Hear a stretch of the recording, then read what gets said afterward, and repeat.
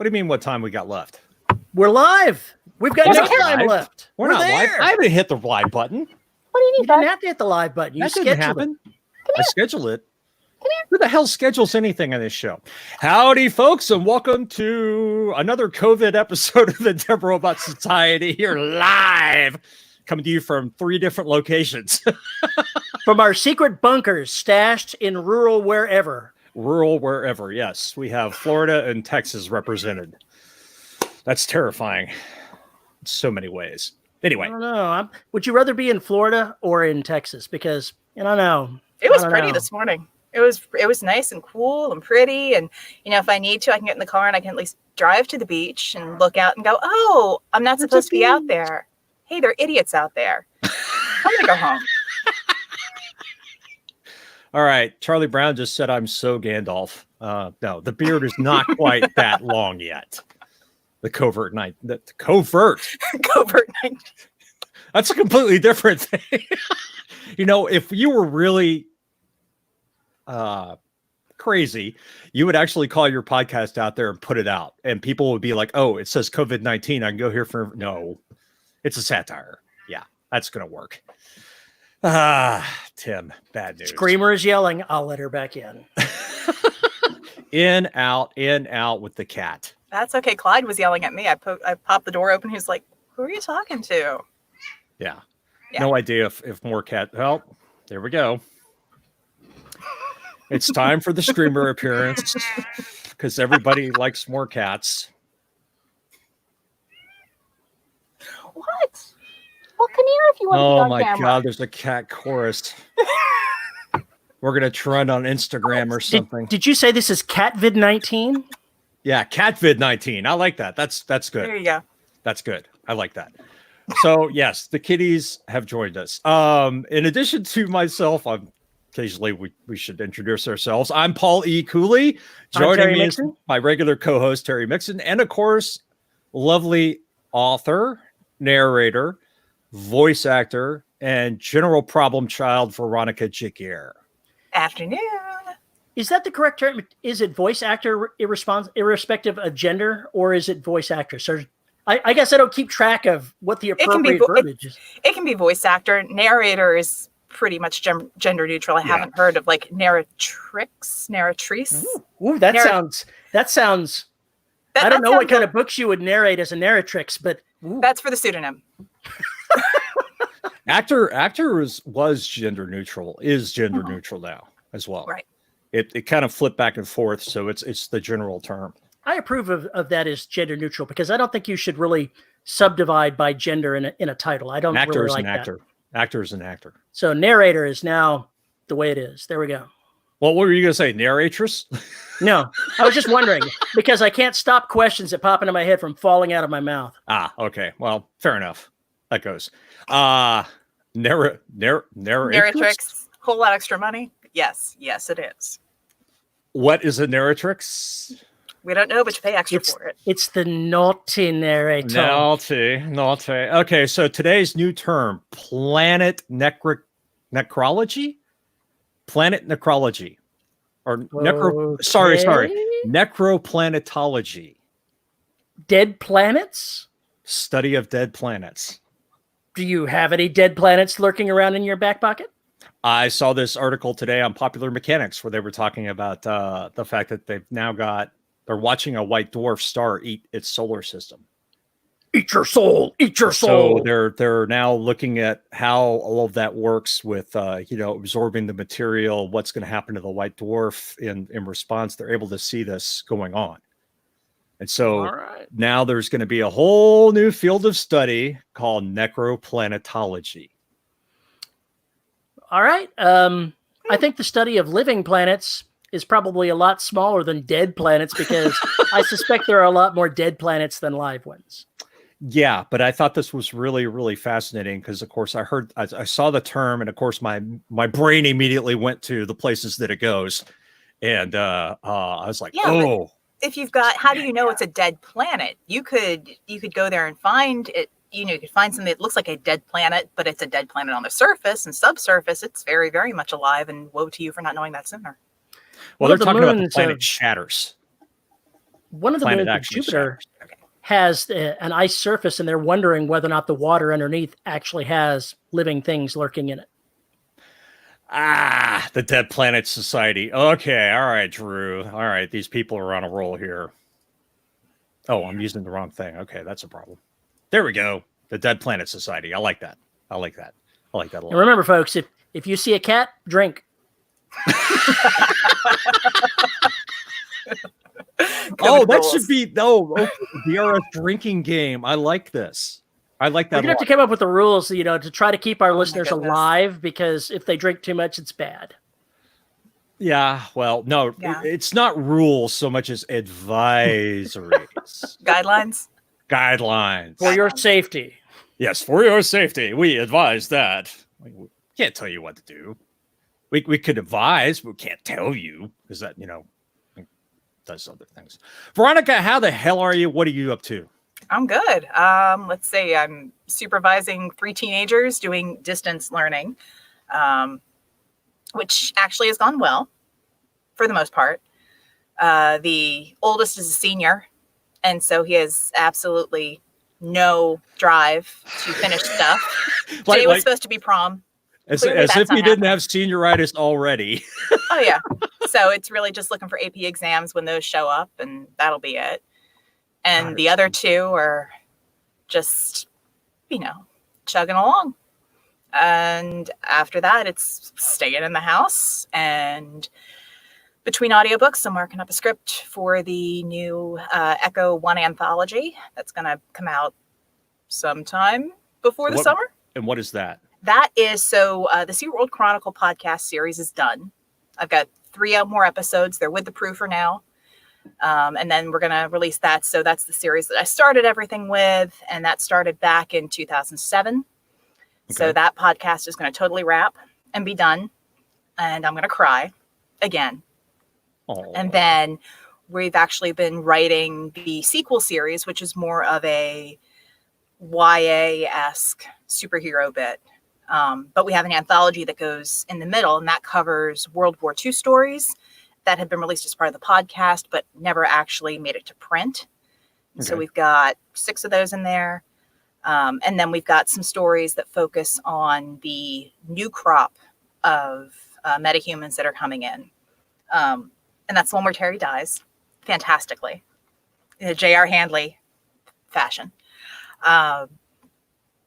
And once that anthology goes out, it's going to be available in audiobook, but we're not podcasting anymore because this is my full-time job and I kind of need to get paid. But still writing on that too, and writing my own stuff, and lots of baking because I'm bored. I understand baking has become a really important pastime lately. You know how funny it is to go to the store and you can't find yeast anywhere? Yeah. Really? This is a thing. You can't find yeast. You can't find flour.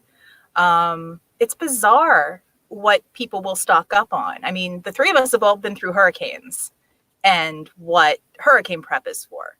Yep. And I keep saying that with the current situation, it's like prepping for a hurricane, but you're going to have power and water, so that's not too bad. Yeah, that's the way it's been. I always think about that too. That's one of the reasons why you go to the grocery store and it looks like people are prepping for a hurricane. It's like, but we're going to have water. But it's going to be a 6 to 8 week hurricane. Yeah, this is true, or possibly longer. But still, it's been it's been weird to go into the grocery store. I will say that. Yes, it's been bizarre. I'm glad that I have 2 freezers in the garage, so all I have to worry about really stocking up on are the things that run out quicker than the rest: bread, eggs, the consumables. Yeah, that was. I went to the grocery store yesterday because, again, 3 teenagers. We run out of stuff. And I had to hit up the store, and I hit up my local, we have a place here that sells wholesale to restaurants, but a lot of the restaurants are closed, but they also have a front area that is just a regular supermarket with really good prices. So I figured, okay, I'll go there. They're also really popular with the lunch crowd because of their deli. I got there at lunch. Yeah. It's really hard to avoid people. It is, you order, if you order food now, it shows up and they stay 6 feet away from the door. They just drop it right at the door and they go about 6 feet. If you have to sign something, you put it down, you go back in the house, and then they come and get it. And it's like, Yep. Yep. Matt Baker says 2 freezers equal body storage. And do you remember when I got the open top freezer, the little short video that I sent you, Paul? Yeah, that was definitely meant for a dead body. That thing is definitely suited for corpse storage. I don't know who you're going to eat. Too, as long as cut them up nicely and pack accordingly. If you could put a body in a suitcase, you can fit it into a shelf on a freezer. Of course, you don't have to wrap it in a comfort with lime or anything. Okay, this portion of the cannibalism is brought to you by. At this point, after having been in the house this long, I still am not sure that the Donner Party was even hungry. I don't think that. I don't think they were hungry. They were just sick of each other. It was exactly. Like, I'm sick of your shit, so I'm going to eat you. Problem solved. They were just a little snackish. So, Bob, everybody's decided that you're kind of annoying and we're really hungry. Sorry, Bob. I want to try out this new rib rub. Are you game? Oh, is that before or after the meat is prepared? Yeah. Lime, coconut. You can work with that. Oh, wonderful. The chat. People in the chat. What is going on with this? Guys commenting, trying to make things even more sick. You trying to one-up us? The hell? They should. I think they really should try to one-up us, because how hard can it be? It can't be very difficult. It can't be very difficult. Challenge accepted. So, Dee, are you actually finding like a creative streak while this is going on, or? Sort of. It depends, because I've got people in the house to interrupt me. So it's finding the time when everybody else is occupied so that I can hang out and get my work done, and then not lose that momentum when someone comes over and goes, "I'm bored." Homework done. And how was no, I'm taking a break. Oh, God. Or, trying to figure out how loud I need to turn the music up in my headphones to avoid the inane teen programming that's on the TV. Part of the reason I cleaned up the backyard is maybe I'll just go out there and write, because I can deal with the heat. They can't. So the one way you get away from your children is to go outside. Yeah. I'm going to go weed. Anybody want to help me? Crickets. Yes. Yeah. Sorry, Mom. I got this important game I got to finish. Yeah. That's how that works. Yeah, pretty much. So have you guys been consuming any entertainment that's interesting during your enforced stay-at-home time? Let's see. I don't know. Mine, I admit, is a guilty pleasure. I was also making masks for friends who were nurses, my sister who's a nurse. And while I was sewing those, I kind of binged watched 2.5 seasons of Glee. That'll do it. That'll do it, yeah. I'm not proud of it. Come on. My wife watched all of Glee, so I'm familiar with the show. I stopped, and I love musicals. I can deal with that. And if I'm writing, YA stuff, I can get all the good teen angst in there as research. Right. So with that, what else? Preacher, watching that, catching up on that. Preacher's good. Excellent. What else? Magicians, finished watching that last night. Still have a few to go. It's good. I appreciate it. I enjoyed the heck out of the first season, and then the rest has been just growing on that. I've got like 3 episodes left in this season because I haven't gone back to see it. I wanted to let it finish playing out to the finale and then just binge the rest of it. Yeah. What else? That's really been it. Oh, The Dragon Prince. I finished watching that. Finished watching Sailor Moon Crystal, all those episodes. I'm thinking about, since CBS Access is offering a full month of free, I think I'm going to get that and watch Star Trek Picard and both seasons of Star Trek Discovery. So good. And Discovery is so good. I'm waiting on that.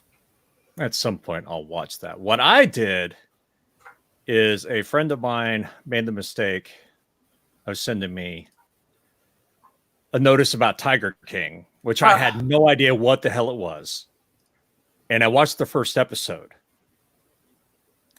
And I went, this is a fucking train wreck. These people are goddamn insane. And I went, okay, I know this is docuseries and there's a little bit of drama, probably a lot of drama, but I couldn't stop myself from watching the next episode.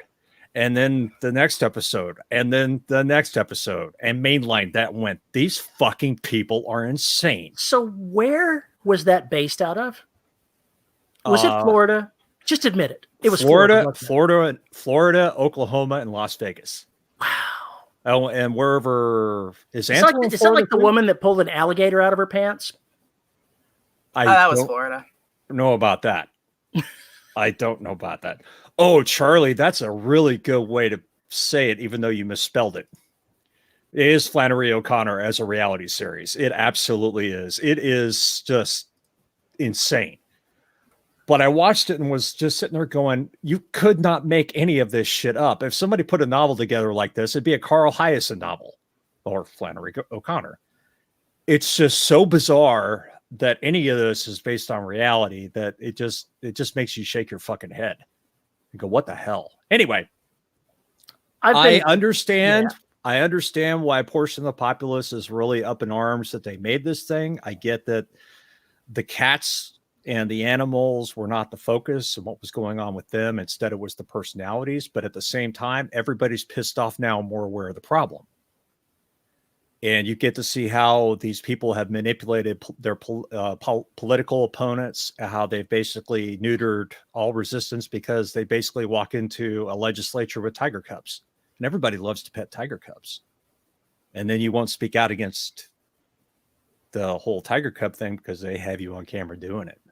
It's a really good trap. So there's all these things that are brought up, and also, you know, the whole animal rights portions of zoos. So it was really interesting to me, you know, that that it was, if you think about it, that was the one good thing about it. But it is a train wreck, absolute train wreck. Anyway, that's what I watched. And I don't know. What do you think, V? You watch it? No, my reality show watching is limited to RuPaul's Drag Race. Well, it's not about us too. We not watch a reality. Master and RuPaul's Drag Race, and I go, you know, they should have a crossover between them. It's not a reality show. It's a documentary. Yeah, I don't know. It's not quite my thing, and that's fine. That's fine. I'm not going to say I would highly recommend it. I'm going to say that I enjoyed it, and at the same time was greatly disturbed by it, kind of like it was with The Staircase and the other one on Slender Man. So really good, interesting stuff. But man, I don't know. Plus, I'm rewatching The Expanse because there's something I needed to see in season 2. I hear, just like The Expanse, but I hear that Sci-Fi has released to streaming all of Battlestar Galactica and the 2 short films that were made with Battlestar Galactica as well. Oh, that might be worth a read. I haven't seen the short films. I don't know anything about those. And I stopped watching Battlestar Galactica about halfway through because I got sidetracked. So that's another one on my list of things that I really want to do, but I've been mainlining audiobooks instead. I'm doing that too. Yeah, it's bad. I'm going to run out of Audible credits. Yeah, I finished. What did I finish? I've got like 10 minutes left on Amanda Palmer's The Art of Asking. And then I've got a N.K. Jemisin book lined up. So what are these about? The Amanda Palmer one it's a nonfic, part biography, part the idea that it's okay to ask for things as an artist, as a creative. As someone who finds it really difficult to ask for help, and to the idea of putting out the internet hat for donations for anything makes me feel kind of cheap. It's an interesting perspective on it from someone who is very effusive and very trusting and very outgoing. Plus just the style of audiobook. There's a lot of music. She has some of her songs in there. It's very much a performance, so I can appreciate it, for the art of the book as well as the message that's coming across. So for me, I've just been going through like the last 2 years. It's mostly lit RPG stuff. You figured I should write a lit RPG book by now. Good gosh. Got to come up with a game first, don't you? No, you just have to come up with enough of a system to work. I've been a tabletop role player for 40 years, so I've got a lot of role playing game experience.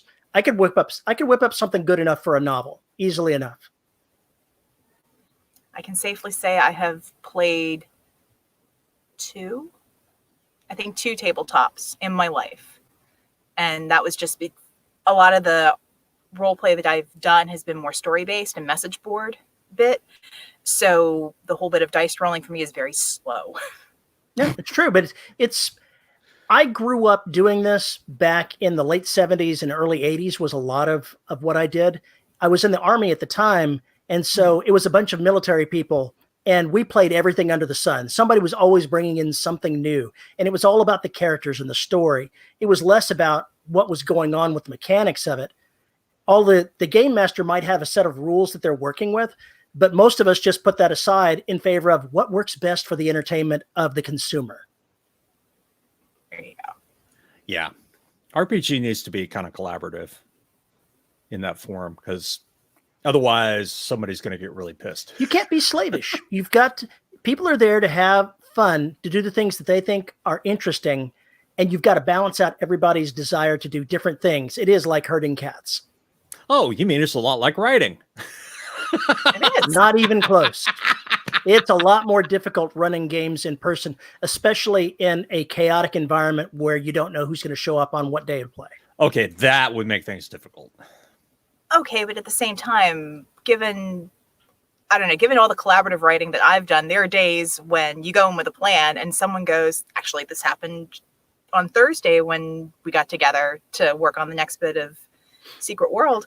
And someone said, so I was thinking about this one character. What if we did this? And the next 2 hours were entirely derailed as we spitballed interactions between two new characters, quotes, bits of dialogue. And that was like, oh, crap, it's 11:30. We all got to log off. See you next week. I guess we'll write then.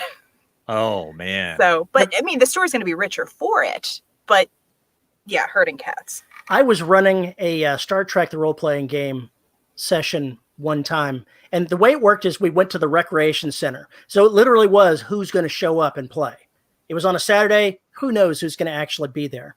And I was doing something intrigue-based where there was lots of backstabby going on. There was Klingons. There was other things going on. And so I'm going from person to person and group to group, hearing what they're doing so that not everybody can hear what they're doing. And I'm overhearing other people doing things. And I'm like, what are they doing? They haven't even told me this stuff. What are they doing over there? So I have to wander over and figure out what they're doing and how I can weave that into the story that I'm doing. And it was like running around the room trying to keep up with the plot that was happening around me, no matter what I was doing. I could have left the room and the story would have kept going. Fun.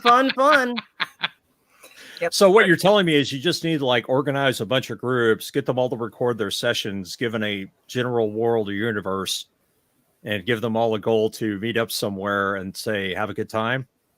Sometimes. God. Chaos. Absolutely. Role players are creatives, just like us. Yeah. Oh, absolutely. I'm not going to denigrate that at all.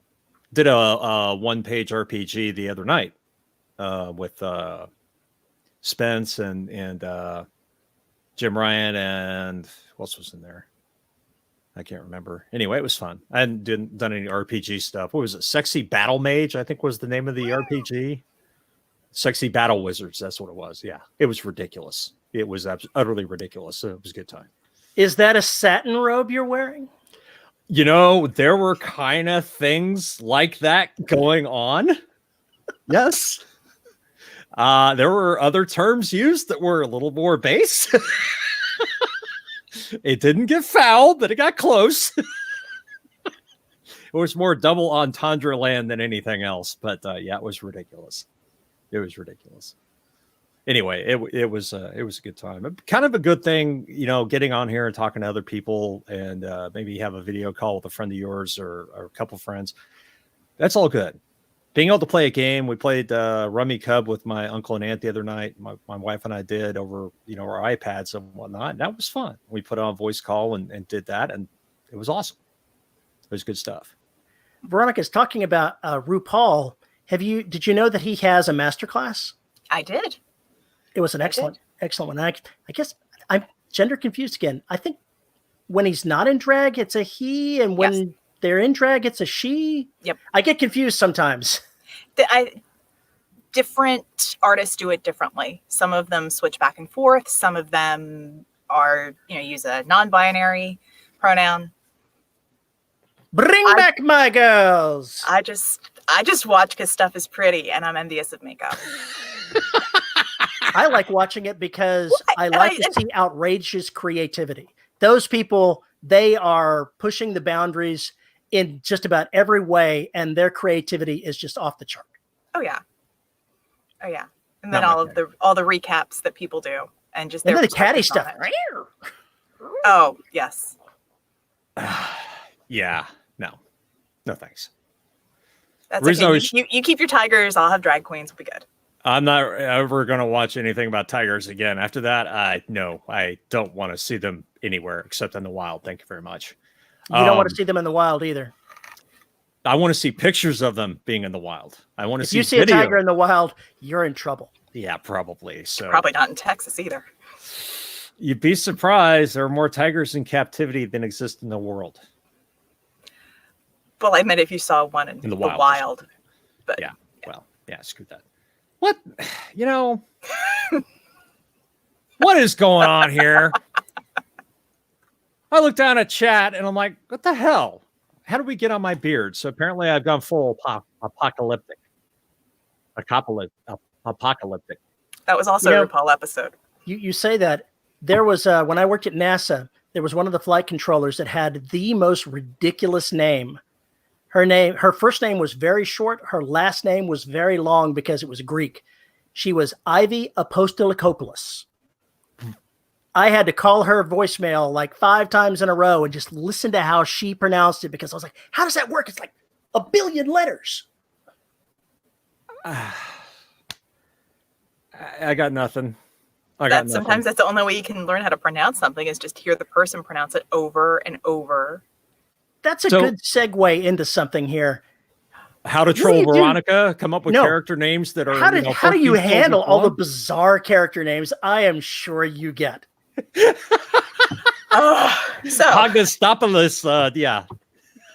There are actually a couple of really good websites out there where you can go to hear people pronounce their names, place names. I did a book that was set in New York, and it was very, very specific for street names and individuals who were in the city.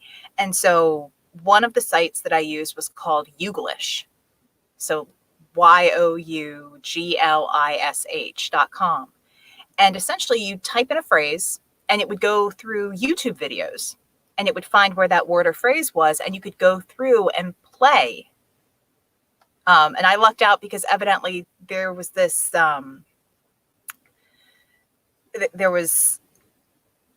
older real estate guy who had his own like video blog where he'd interview people in New York real estate. And so all these names, he managed to interview all these people. So I'm just clicking through and listening to the name.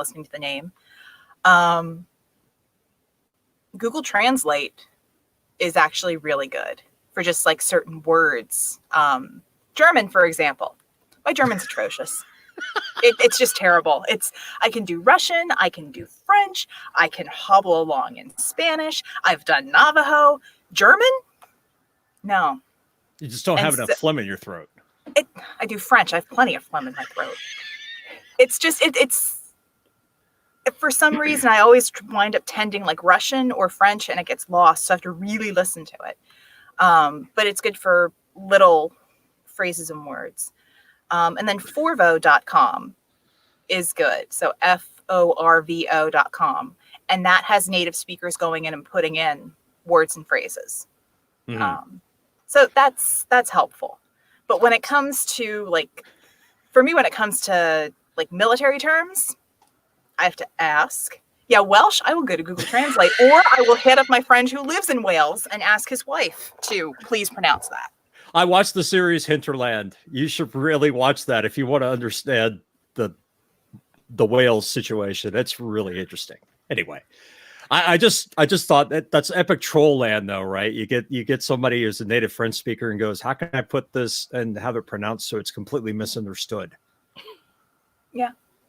Getting trolled, yay! But still, how do you wrap your tongue around all this crap? Able to pronounce it. I try to listen, and if I can't make it sound, if I can't make what's coming out of my mouth sound like what I'm hearing, then I'll find someone and watch them how they pronounce it. When I took French for 9 years, between middle school and high school and college, and there are two J.R. Handleys telling each other to shut up in chat. What? Do we have a troll? Do we have a bad person lurking there playing JR in the chat? A bad actor? I don't know. I don't know what's going on. I don't know. I have no clue. Oh, and then Charlie says Cajun. Yeah, that's also, there are plenty of people who have like dialects, who are kind enough to go and put stuff out on YouTube and talk about how certain things differ. I actually picked up a Cajun French phrase book when I was in New Orleans over the summer. I really am suspecting a troll. Is JR? Is that you in two of these? If you're causing some chaos in there, we're gonna get you for this. Should I silence both of them? You have to off him twice, man. I don't know why. Is he drunk? Why is he doing this? Oh, now there's a third one. Now I see the game. People are changing their names to J.R. Handley, and they're. I'm now going to ignore this. Okay, yeah, chat. I think they're playing the Spartacus game. No, I'm Spartacus. I give the fuck up. I'm gonna give somebody a moderator and let them clean this up because I can't keep up with this. I can't keep up with this. So that means when the coffee shop's open again, we all need to take the whip to them and get this in line. So all the coffee shop's open again, and you go to say, "What's your name?" Everyone needs to get their cups to say J.R. Handley and snap picture those and put them in DRS. Tony says he knows which one is real. Better watch it. Tony's got mod privileges. As long as it's harmless fun and not somebody that's come in to cause chaos, that's perfectly cool. Oh, cause chaos on this show. I'm so shocked. No, chaos. I still think JR is drunk. I was listening to an audiobook, a post-apocalyptic one today, and they had guns in there. So somebody went out and got a .45 caliber pistol, and instead of being a 1911, it was a 1911. And seriously? Anybody that uses guns, I'm like, really? What? It's jarring every time I hear it. No, I mean there are people in the audiobook world whose specialties are military terms, whose specialties are firearms, and if in the Facebook groups for narrators, someone says, "Well, how do you pronounce this?" "Oh, find this person. Oh, find this person."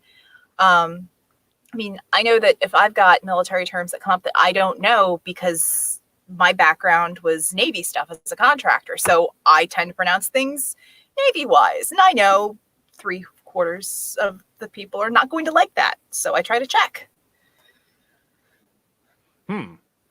Interesting. I don't know. Since I don't narrate for anybody else, I don't have that problem. Well, no. You don't mispronounce your own words?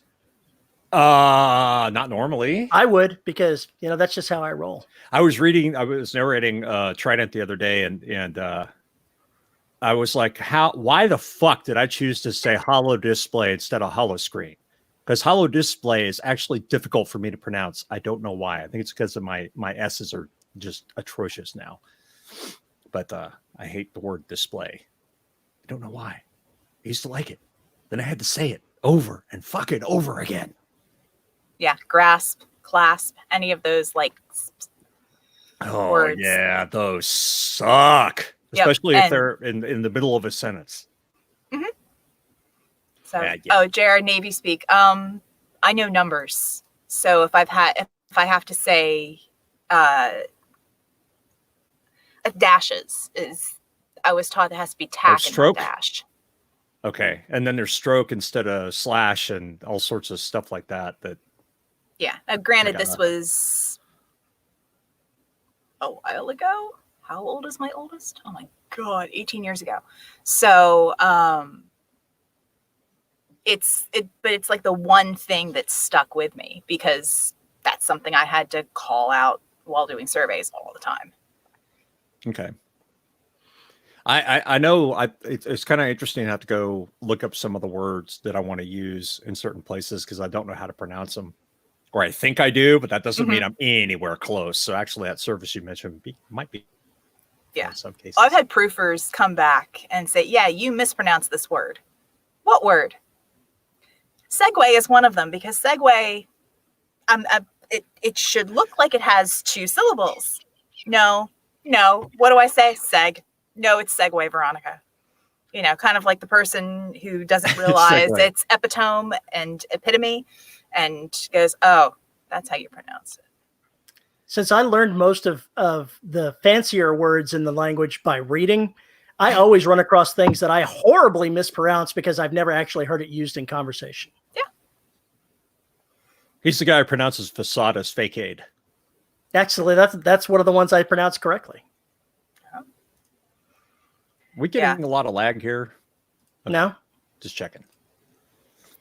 Yeah, no, says the guy who speaks and then his image goes on for about 5 seconds before the audio comes through. I'm actually a dubbed person, I'm going to put my hand up and I'll go, stop. You do look like a dubbed Japanese movie from the 70s.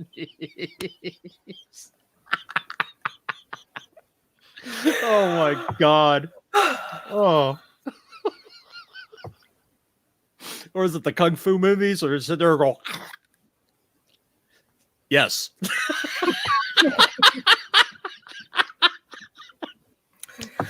Oh God. Oh, it's so bad. It's so bad. Have you ever had to translate a book to do one that was originally in a different language and really have to wrestle with the way things were phrased? Me? No. If a book gets translated into a language, then that's a whole nother service. And and it's audio rights too. So you have the audio rights in English. So you have to like translation rights. Yeah, I wasn't referring to you personally doing the translation. I'm saying that you were hired to do the English narration of a book that was originally not written in English, that somebody else translated. Nope. I've done. Sorry. I don't know what he was talking about. What did he say? Just because you have a hand up your ass doesn't mean you're a puppet. I don't know where that came from or what the context is. Sorry. I don't know what porn you're watching, man. All right. Just saying. How she handles obscure or made up languages. Used archaic languages in a story she narrated, for instance. So like fantasy stuff? Yeah. Fantasy, or I'll Historical. ask. I mean, that's really it. For longer stories, I'll ask for character bios, pronunciation, keys for made-up languages. It's when in doubt, ask. Usually the author has an idea of how it sounds in their head. So. And sometimes that can be awkward if they don't enunciate it clearly. Yeah, or if they don't understand like the phonetic alphabet and do it like writing things out phonetically, or it's supposed to sound one way versus another way. So yeah, kind of an issue. Mesopotamian. Yeah, ancient Mesopotamian, for instance, yes. Was it in there? That's the sad thing. A lot of stuff I'll narrate and I don't remember, which can be a good thing because that means I was like totally in the zone. But I, especially like shorter one-offs, I will not remember much. Well, that makes sense. I can't imagine how you keep track of all the characters and voices and a 10-book series, because I forget who I had in book 1, 2, and 3. That, I don't know how I do it, but I've done it for Secret World so long that it just, with series, it just comes naturally. And now that I go and color code every script that I get, different voices have set colors and tones, and I just, I remember who's there and who does what. It's just kind of like a long-standing television series in my head. It's like the voice actors that did Pinky and the Brain reading the first scene from God, what was the movie? Quentin Tarantino's movie. Pulp Fiction. Pulp Fiction. The first scene from Pulp Fiction read as Pinky and the Brain. Yeah, it was very disturbing. It was very disturbing. Narf. Narf. Do you keep audio examples of the voices you use somewhere? Sometimes. If it's a very distinct voice, I will. But a lot of times it's just, okay, I'm aware that I'm weird. I'm going to sound even weirder. When I mark up a script, I highlight everything. So I have a Windows setup. So I use Adobe Acrobat and I highlight everything. Every main character has their own color. So for example, we'll take Empire Bones. Jared has kind of a pale orange. Talbot is a darker orange. Kelsey is pink. Angelina Ellis is like a salmon-esque color. Carl is green.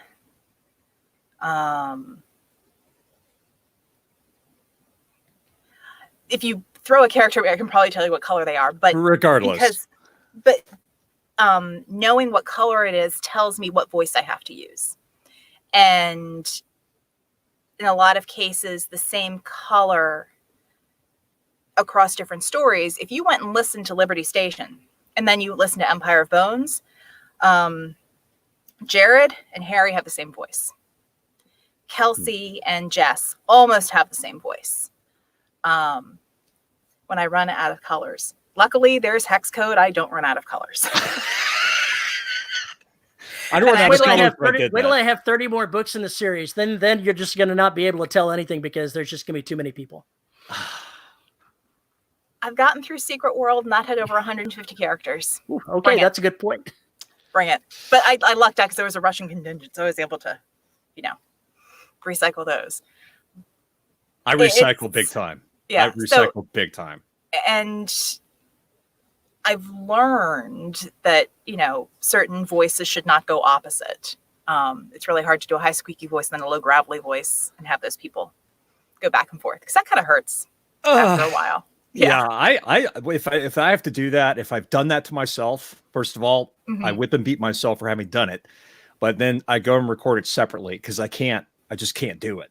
I will slow down and pause, but I will not edit back in. Just I refuse. Nope, that's why I pay an engineer. Hell no. Hell no. You have an engineer during your edits? Yeah. Oh, I suck. No, this is my job and I know where my talents are. My talents are not as an engineer. I mean, I produce the podcast, but that's literally because I go through, I read, I punch and roll. I have somebody else. And the thing is, I'll go and do the editing and mastering with some stacks that I have in Adobe Audition. I send it to the proofer. They go and check it and read through everything, sends back the corrections. I record the corrections, master them, pop them in, and then it's out. I have somebody else listen. For the books, I record. I send those chapters to the engineer. They send it to a proofer. They do all of the editing, mastering, listening. They send back, hey, you did these mistakes. I record them, send them. They piece stuff together, and then they send me the finished files, and then I upload them. That way I can focus my time on doing what I do best, which is narrating, because I'm not a very good engineer. I hate you so much. I hate And I'm so glad that she's glad that I don't listen to the audio after it's produced either. You could. I don't know. I could, but it took growing as an author quite a bit before I talked myself into stop tinkering because it wasn't the right thing to do. Yeah, as a narrator, I only have so much range that I can do. And if you give me notes on a character, I will do my best. But at some point, you have to kind of step back and go, okay, not every reader is going to interpret it differently.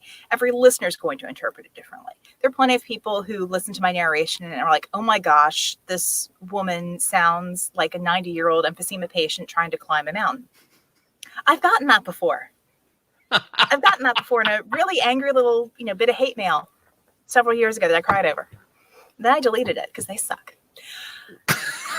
And then I get lovely reviews. And that's fantastic. Everyone, there's certain things that they like and that they don't like. What was it? The author sounds like he was reading book while sitting on the toilet. Wow. Fuck. Yep. Yeah, I generally do not read reviews. I'll go in and check every so often. I've told myself any book that I did before 2015, generally, I do not go back and read the reviews. Oh, God, no. Because that's before training. That's before, doing it full time. That's before, making all the mistakes and learning from them. So. Yeah. I wish I could hand that off to somebody, but I can't. Not yet, anyway. Because that required me to get everything recorded, which I'm trying to do every day for Trident. Oh, it sucks. I don't know hard to how. make time. Huh? It's hard to make time to do it.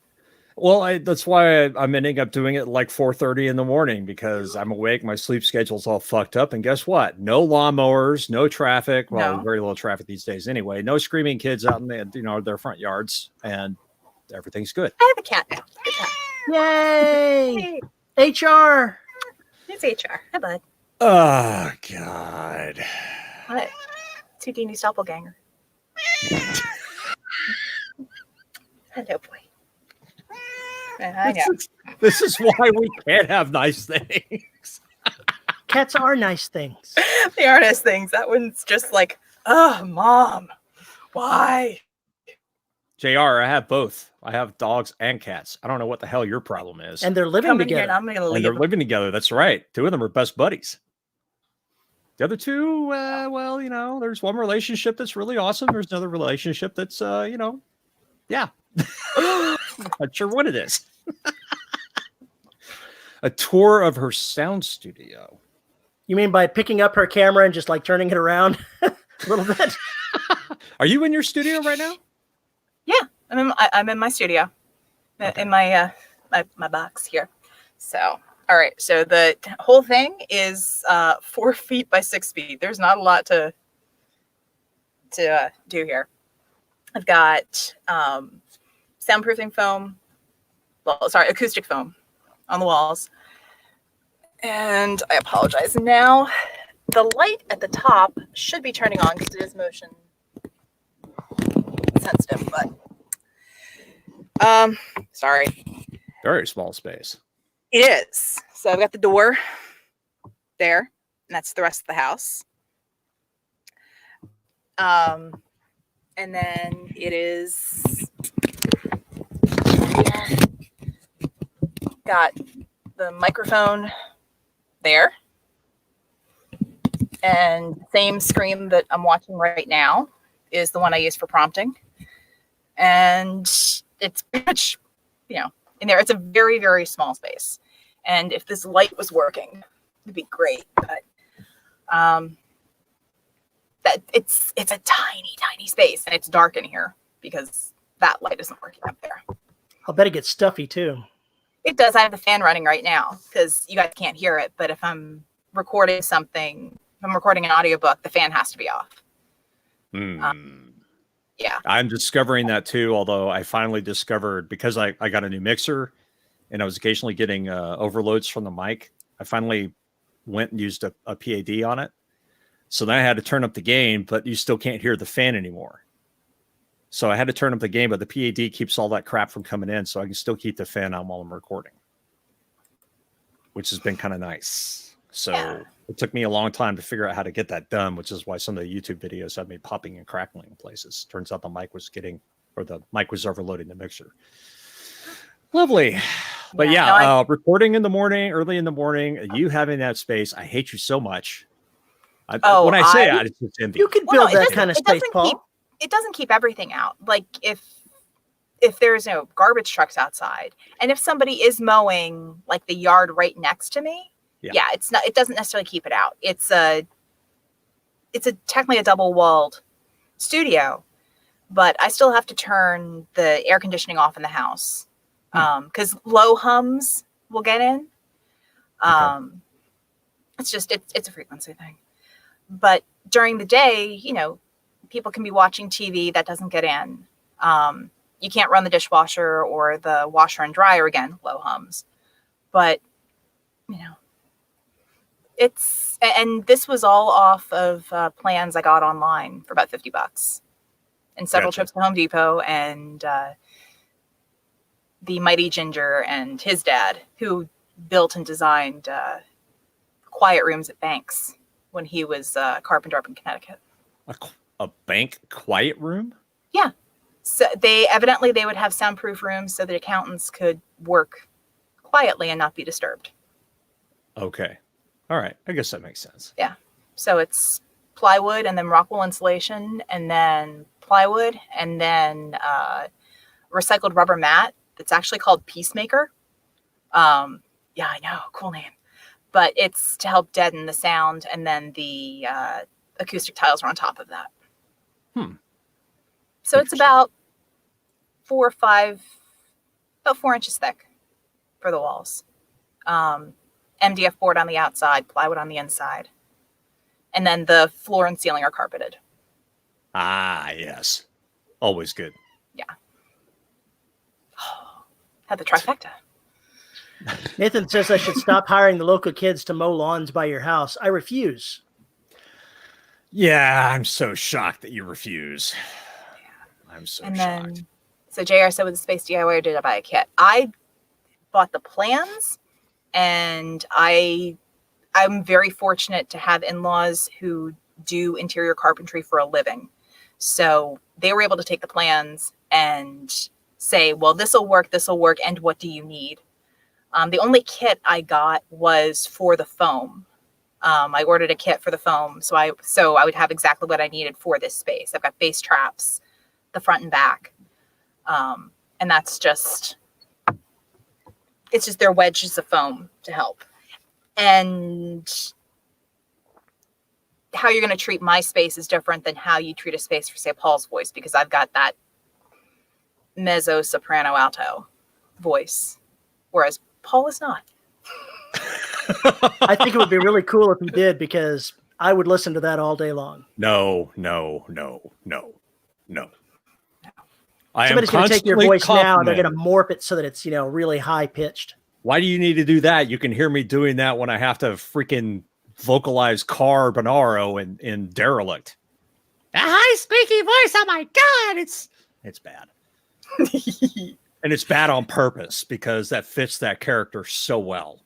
But yeah, sometimes you have to do like a uglier, weird voice. Yeah, it's just bad because it's me trying to do that high voice. And yeah, this is lower than my usual range, but this is my reading range, and try and go from this to God damn it, Dickerson. It's like really fucking hard.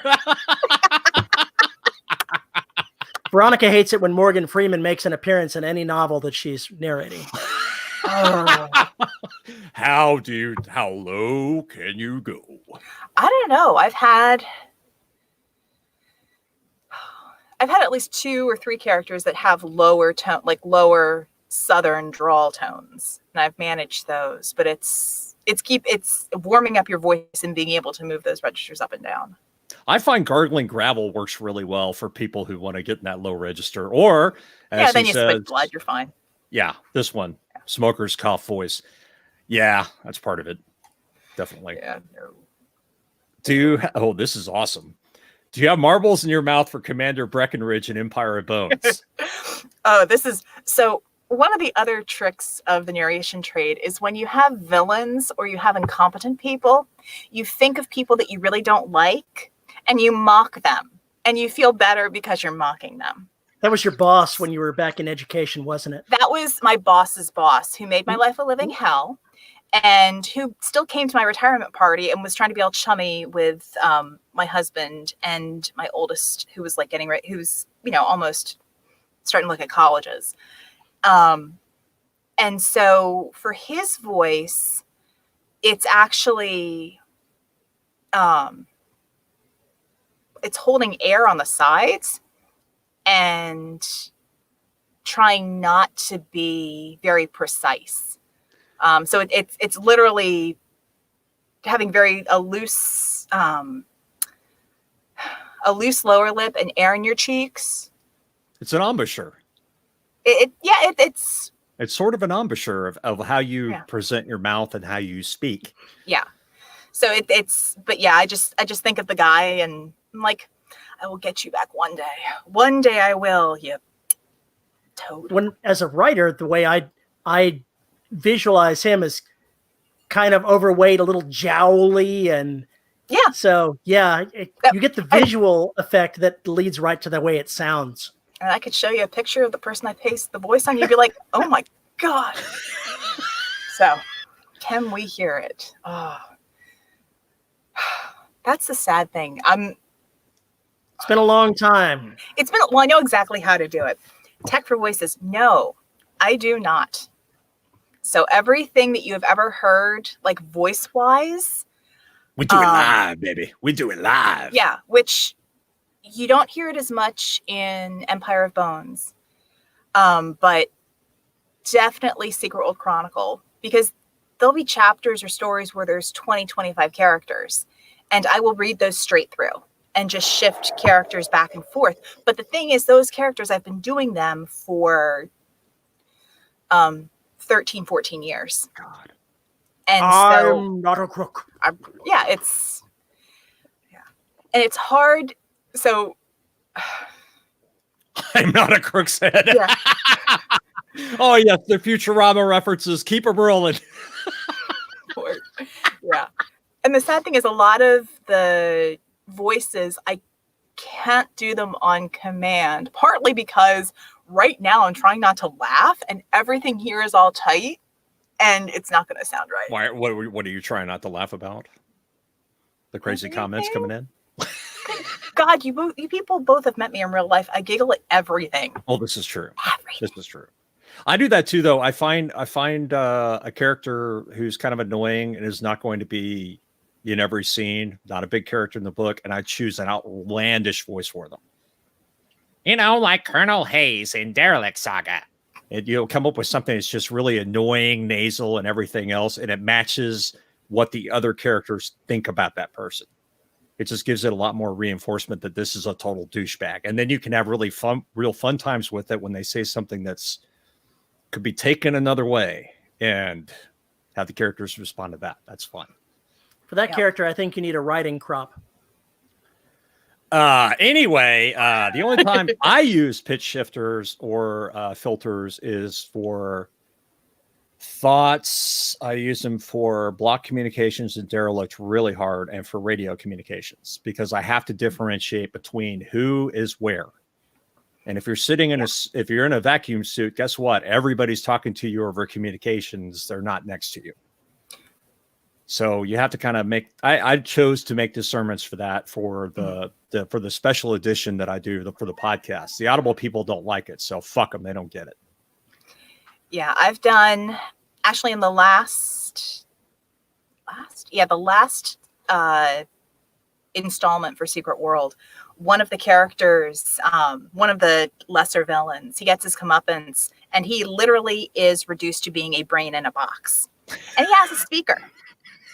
And so I had to figure out, and they, of course, my co-authors, damn them. See, I do have one co-author who tries to figure out the most obnoxious words and phrases. You're being trolled. You're being trolled. Oh yeah, every single week. So, but they specifically described that it sounds like this person's voice, but it's mechanized and it's going through. So, and this is what I can do here. What I wound up doing was pinching my nose. So I wound up talking like this, but then it had it having that buzz through like your nasal cavity in the front. But having that and then having the character's voice under that. So the delivery and tone, but with that buzz on top of it. It's almost like the old style Cylons. By your command. So, and I'm waiting to get the notes back from the proofer on that to see what they think of it. I was thinking of Scott Sigler's Mr. Biznass, the Tourette's syndrome guy with the voice box. It's just so wrong. It's hilariously wrong. So bad. It's fun to do. But yeah, it's fun to do, and you put can put a vocalizer on there and get some really bizarre results. It's fun. So let's see. How does my sound room handle a dusty climate? I have a vacuum. I vacuum the room every couple of weeks because I usually keep the door closed. Stuff doesn't really collect in here, and this area is a lot less dusty than the rest of the house, which y'all will never see. Yeah, my horror story is for people to see the rest of my house. Yeah, there is dust. It's Florida. Just dust, mold, all the good stuff. Yeah, but it's not too bad in here. I think as a narrator and producer, you have to make this choice about the special effects thing, how all that's going to happen way ahead of time. You do. And because it's really difficult, because even if you get the recording, if you get it in the wrong timbre, it makes the filter sound bad. Things like that. There's a lot of consideration that goes into, how you're going to do it and some experimentation. So yeah, I can't imagine the kind of hell you go through with dealing with other people's crap. Different authors are very specific. Some people know exactly how stuff is supposed to sound in their heads and they put it onto the page, and others don't. I know as a writer, I don't. I leave a lot to interpretation. Like Terry doesn't do that much. He'll put little dialogue tags. He'll kind of describe voices, but much the same way he does visual descriptions for characters. It's very much you trust the reader, you trust the listener, and take their interpretation. There are some authors who are very specific. For whatever reason, romance authors are very, very specific. Yeah. They tend to be. So do certain hard sci-fi authors, but I'll let that go. And thriller writers and every other kind. I don't know why that is. It's just a different style, I guess. I don't know. Probably. The only narration in romance that I listen to is Nora Roberts. Every time one of her new books comes out, I'm there. Does she have Fabio read them for her? No, it's usually a female narrator. I suspect that happens a lot. I can't remember if it's a mixed male and female. Some books go with alternating male and female voices, and some of them are just solely female. The one I'm listening to right now, it's really awkward. It's got a male and female voice, but the male is doing all the dialogue tags, even when the female is speaking, and it's jarring to me. Oh, yeah. Yep, yeah, that's called duet narration. I did that with V on one of the books. Shit, I can't remember. Was it Damon Siguraka that we did that? I think What's so. that on the top of the hill? She said, "Oh my God! Oh, stop! No, yeah, it's not quite that bad. I don't think I'm ever going to do that again. I think next time I'll just have V do the whole goddamn shooting match. Yeah, I've tried to get there's duet narration where you have all the lines are done by different people, but then you also have dual narration where they switch based on point of view character. Right, and that's okay. Less jarring. Yes, I agree. I found it jarring the first time I really came in contact with it, but then you get used to it pretty quick. It depends. I think it depends on how long the chapters are is really what it comes down to. Because if the male part has like a 300-word chapter, and then the other gender part is 700 words or 1,000 words, and then you jump back to these short ones, that's jarring as hell. What's jarring about this particular one, other than the way that they're doing that, is it's a book where the sex scenes have the door open. So even during sexy time, it's mixed narration. Oh, and it's awkward in places. No.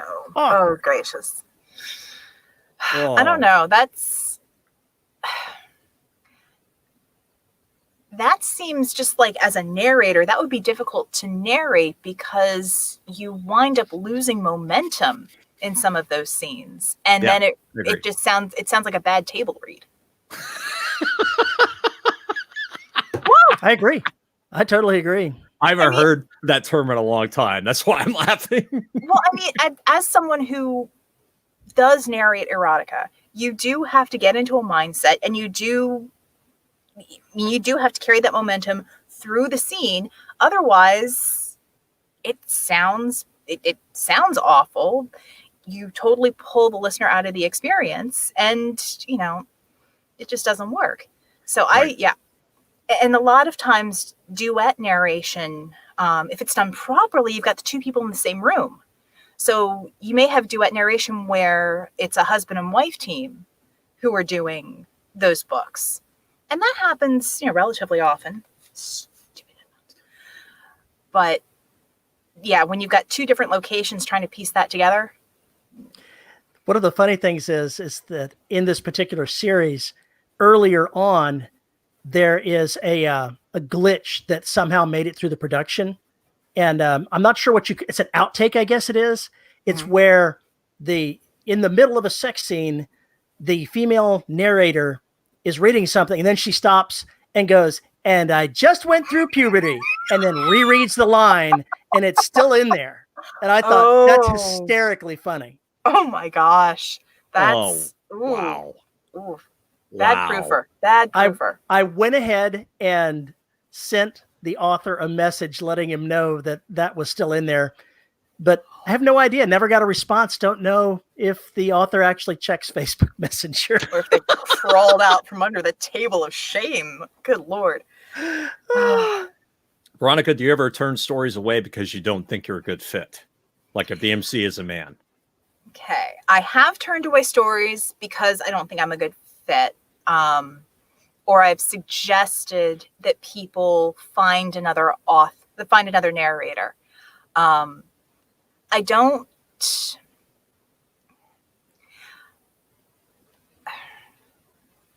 think that you always have to have the same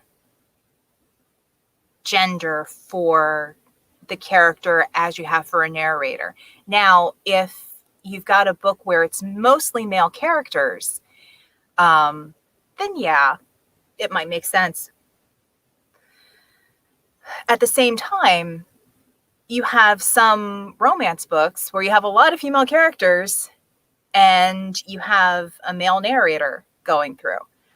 I have turned stories down more for content because I did not feel comfortable narrating that. And I'm comfortable narrating a lot of stuff, but I tend to draw the line at incest and underage things. And it was just like, I narrated stuff for this person before. I liked their work, and this particular one came across, and I said, well, what's in it? And I got this description. I was like, I am not the person for you. Because if you can't commit to a character or a story, it's not going to be a good performance. And trust me, there are plenty of narrator groups where people will complain, oh my gosh, this happened in the story. Oh my gosh, I can't believe they made this choice for this character. And I've had that happen. I've had some stories or some things come across where I'm like, really? Really? And then it clicks in my head, this is my job. I am getting paid for this. And a lot of times with a lot of stories, especially any story where you have a strong emotional reaction.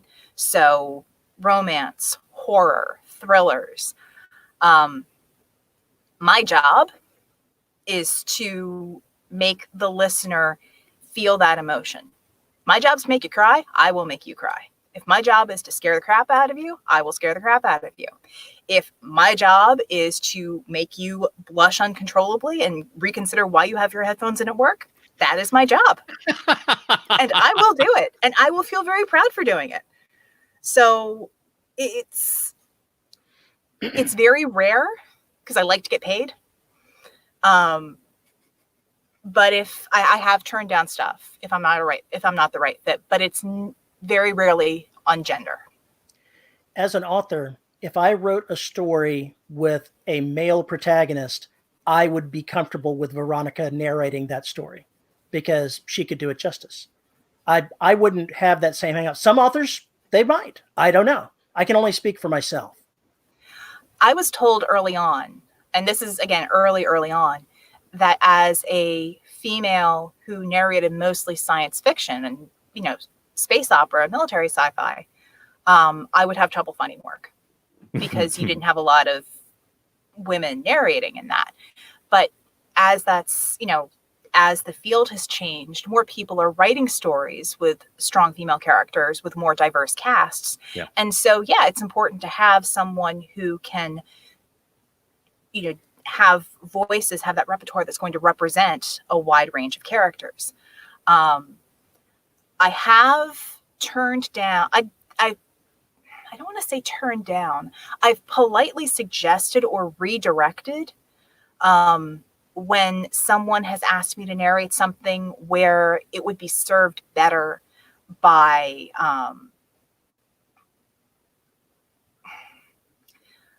someone who's not a white middle-aged female. I'm very much, if you have a main character who is African American, who is Native American, who represents, a not as well represented group, there are so many narrators who can do a much better job on those kinds of characters than I can, and they should. So I've said, hey, maybe you should check this person out. Hey, maybe you should check this person out, because they're going to do a better job than I can. And I'm perfectly comfortable referring people. Have you turned away stories because they are awful? Well, everybody has their own taste in stories. So, taste in entertainment. I binged watched 3 seasons of Sailor Moon. I thought it's fantastic. Clearly, Paul does not share. I have never watched an episode of Sailor Moon. Do not be Terry fooled. just tries to give me shit about it because he knows I have no idea what the fuck it is, and he thinks it's hilarious. I know, you've got to. I don't even know who came up with the Sailor Moon thing. It wasn't me. I think it was David Wood. It probably was, but you've just been jumping on the bandwagon and giving me shit about it ever since. I'll steal everybody else's good ideas. That's the way this works. Yeah, we've noticed. Anyway, so I haven't turned down stories because they're awful. What I have done is I have gotten some books where the script wasn't ready. So maybe the sentences needed polishing. Maybe there were issues with the construction of paragraphs. And what I've said is, you know what? This script doesn't seem like it's narrator ready. And I can't play the part of narrator and editor. I'd be happy to refer you to some friends who are editors, and they can give you a quote and they can help you with your script. And then when you're done, you can pass it on to me. So, and I did have somebody do that, and the editor got paid and they were happy. And then I got paid and I was happy, and the book is out there and for sale. So if I can, I try to turn it into an opportunity for other creatives who need and want work, because these communities are really small. How do you recommend someone chooses the right narrator for them? Listen to audiobooks. Listen to audiobooks and listen to what you like. And listen to what that narrator has narrated. Yeah. Just because you haven't heard them narrate in a certain genre doesn't mean that they won't. They may not have had the opportunity. In my case, I haven't narrated a lot of romance, but I'm happy to point you to stuff that I have narrated. So listen to audiobooks, ask. And just, if you're going to audition people, pull a snippet of the book that really represents the length and breadth of your story. The first 5-10 minutes, probably not. Stories really don't get going until the first, 20, 30 pages. So grab something out of there. If dialogue's important, audition the dialogue. If making sure that a character has a certain accent is important, grab that, have them audition. Know what that accent sounds like. If you don't know what your British accent sounds like, grab it. So I know what I need the taste wise. For me, there have been very few narrators that I've run into where I'm one of these people. If I see an interesting book, I'm just going to go ahead and drop the credit and buy it, or I'm going to spend the money and buy it. I've had to return a couple because the narrators I should have pre-reviewed those particular narrators. They drove me insane. And I realized within the first chapter, I was like, there's no way I can listen to a complete book in this style of narration, because they picked a voice for the character that was like fingernails on a chalkboard for me. And there's been a couple of books that I've returned because the story was just not ready for narration at the time it was done. Is there a specific format for the script that differs from standard manuscript format? No, whatever PDF you submit for Kindle or whatever publishing, as long as I have it electronically and I can highlight it, that's all I need. Yeah, it's there's really not much. If they need to break it out even more, then it's becoming an audio drama. It's not having the narration with it. Yeah. Way back when, early in this show, I tried to do an audio drama of a Sherlock Holmes story. My God, what a nightmare that was, weaving that all together. Never again. I did one audio drama for a short story I did that wound up going to the finals for the Parsecs. Only the finals. Always the bridesmaid, never the bride. Dude, I am the Sophia Loren of the Parsec Awards. I was the Sophia Susan Loren. Lucci of the Parsec Oh, that's Awards. right. Susan Lucci. Sorry. Oh, Can you tell that my mother watched lots of soap operas when I was young? Look, I don't want to hear it. I was a finalist every year for like 9 years before. And then you beat me. Thanks. Yeah. I love you. Yeah. But no, I wound up outsourcing that production to somebody. And just because that's not my wheelhouse. But no, never again. I probably will re-record that story just with my own voice, because it was good. Yeah, that's what I want to do with some of my other stuff, where I broke it out. Just basically here, have this, make it happen. Short fiction. That reminds me, because I've been in a lot of anthologies, and I started looking at the ones that I've had rights revert to me, and I'm like, I haven't published any of the short stories that I've had, and I've got like a dozen of the dang things lurking around. Yeah. I think there's going to be a bundle anthology of short stories lurking out there. Yeah, I think that's always good. JR, I'm with you, man, because I've lost 50% hearing in the left ear. It's narrating can be really painful. Mixing is really painful, but it strangled me and silenced me for a long time. And I've come to the realization that I can do it well enough that people can still listen to it. So that's what I'm going to go with for right now. And when it gets so bad that I can't do it anymore, I will hand off the whole thing or stop. We've done this show in less than 12 parsecs. Is that how that works? we were mandated to make a 12 parsec reference. So no, refuse. Until I have 12 parsec awards, it's not happening. There was a Star Wars reference. I know it was. God, I'm not that thick. I really don't think, I mean, we talked about this a little earlier, but JR asked again. I don't think you have to have a voice narrator the same as the MC.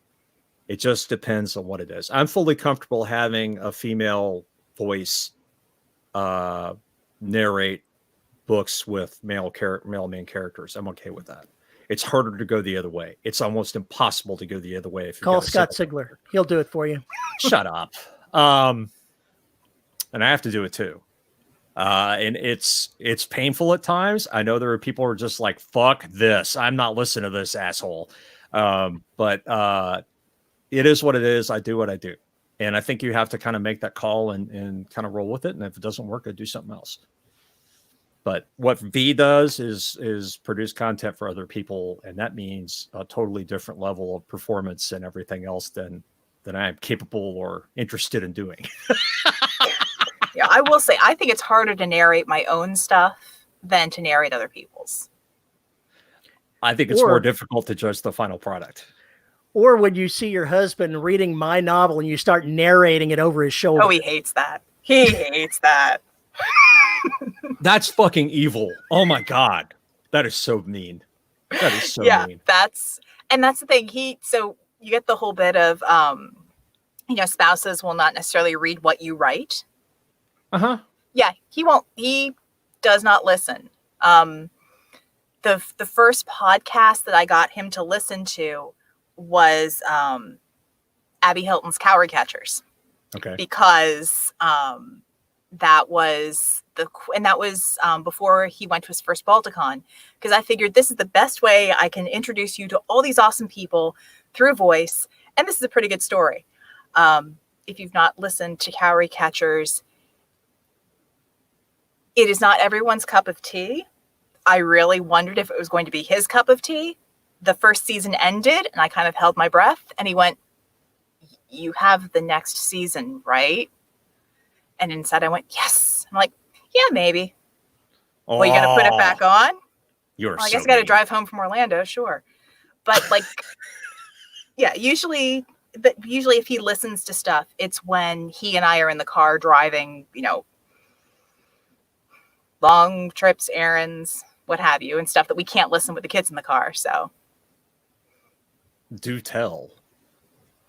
Usually your stuff. You're warping the youth of Florida. No, the last thing I had my kids listen to was let's see. Oh, Hidden Harbor Mysteries. So that was a old-timey radio drama thing that I did, written by Jay Smith. It's hysterical, very much in the Shadow Knows. And so 30s style radio.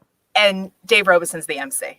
Oh no! So you totally have to. If you've not Hidden Harbor Mysteries, it's fantastic. I'm gonna have to see if I can find the name of it. But there's a Canadian production company that did a couple of 30s style radio dramas that I listened to that were just amazingly good. Yeah, it's fun. And you get to play with the nostalgia of it. You get to play with the delivery of it. That era, you had a transatlantic accent, which is really, really interesting to do and listen to and perform. But also you get to do all of the neat Foley effects. You get to do melodrama is expected. Yes. Over the top everything. The music that goes in. But yeah, those styles are so much fun. It's almost a parody of itself. It is. Or can become. You have to be willing to laugh at yourself and go, "Nobody's listening to me, right?" Shut the door. Overact. Adventures of the Red Panda. Oh, yes. It was done by Dakota Ring Theater. Mm-hmm. Ah, yes. There you go. Dakota Ring Theater. Is that a complaint, JR? Is that a complaint or just just an observation? What do you think about profanity, Veronica? Oh, I fucking hate it.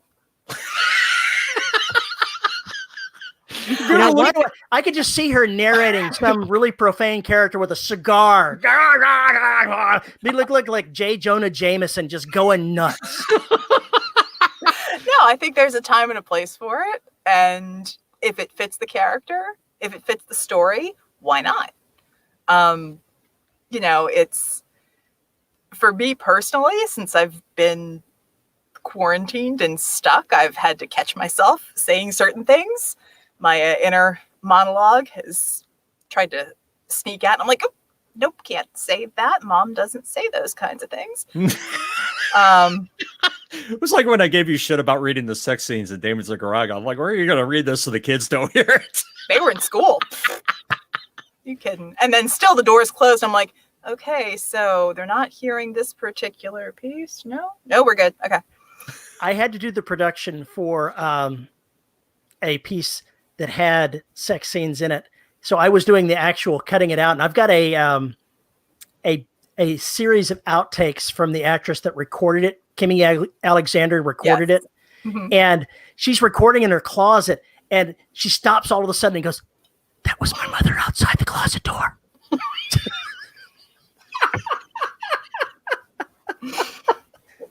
See, now my mother is not on Facebook. My mother is on the Twitter. She puts the article in front of it. I don't know if she's listened to anything that I've narrated. My dad's on Facebook. I don't know how much he's heard me narrate, and I am not going to think about that because I don't necessarily hide, if stuff goes out. I've started using a pseudonym for for the more niche. Yeah, that's a good word for it. For the more niche stuff, because I have gotten contracts for what are called sweet romances. And those I narrate under my real name. The other stuff I use a pseudonym. And it's so that if someone's looking for someone to do YA or sweet romance, a lot of erotica people. Yeah, a lot of erotica authors do the same sort of thing. They publish their erotica under pseudonyms. I did. Yeah, and that's absolutely totally fine. Granted, I'll still ask, do you mind if I use my pseudonym? And most people are perfectly cool with it. So what would happen if you get a book to record that it's not erotica, but it's got sexy time in it? How much sexy time means use a pseudonym as opposed to not? Where do you draw the line? Haven't gotten to that point yet. I think it depends on the overall genre. If it was oh my Lord, I'll tell you the pseudonym. I don't care. Get me some sales anyway. She's turning red. I saw that. It's warm in here. Stop it. Ugh, darn it, people. We're in a sweatshirt in here for crying out loud. Poor costume choices. A very poor costume choice. Yeah, I know. They're freaking Florida. Anyway, it depends on the genre. If it was something in like military sci-fi, space opera, where I'm established as an author, if it was even fantasy, I'd probably still use my regular name because there are enough people who like my voice and will get a book across genres if I narrate it. And I don't want to lose those people. Right. If it's something like erotica, if it's something where I'm not as well established in a genre, I'll probably use the pseudonym. Well, what I was thinking of is I haven't decided what type of lit RPG book I'm going to write. I don't know whether it's going to have any erotic content in it or not. But I was curious, because if I decide to go that route, it certainly wouldn't be all of it, but it might have a scene or two in there. And I was curious, how does that work? Where do you find the demarcation lines? I think it's more of a genre thing. For me, it is. And for some people, for some narrators, it's a comfort thing. They're just not comfortable having their name associated with that. Some are not even comfortable reading it, narrating it. And see, for me, that was the first non-Secret World Chronicle stuff that I narrated was for Nobilis Reads Erotica podcast.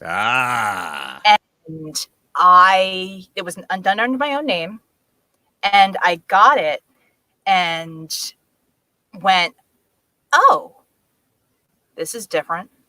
Huh. Well, house is empty. Let's go for it. And I just, like I said, as I said earlier, it's like a game of verbal chicken. I am going to figure out how to make you blush, emote, whatever before I'm done. And if I can manage that, I win. So it's, what was that name? I didn't actually say it. Okay. So the pseudonym is Vivian Ferrari. Vivian Ferrari. Holy Vivian shit. Ferrari. It's awesome, isn't it? I can't remember where I've heard it, but I've heard that name. There's at least one book that I've done under that name. But yeah, the first name comes from Dragon Age. So they're really bitchy mage in Dragon Age Inquisition called Vivian. I'm like, yep, that's a good name. I can grab that. And then Ferrari, it's the surname of one of the characters that I write in Secret World, and plus cute red sports car. So for the erotica that I wrote that wasn't niche, that it wasn't the kinky stuff, I used my middle name, which is Lynn. So I published it under Lynn Mixon. So I didn't really particularly care. I joined this podcast with a pseudonym because I was writing erotica at the time and then decided it's just not worth it. Now, I have never revealed the name of the niche pen name that I published under because it gets pretty out there. It's niche. It's niche. There is, we were talking about, when you were talking about, you don't want to know how much your parents have listened to it. John Irving said every author needs to be an orphan. And what he meant by that was you need to consider nothing about how your family is going to receive it, your parents, anything. I think really what that comes down to is every artist needs to be an orphan.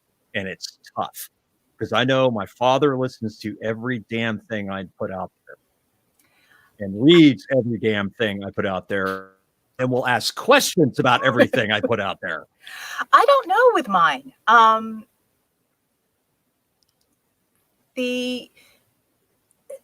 So both of my parents they're still in journalism. My mom's a journalism professor. She started in news radio way, way, way back when in Boston. And my dad ran newsrooms for years and years and years. Now he does a social media management for emergency preparedness back home in Lexington, Kentucky. So he's really busy right now. Yeah. Yeah.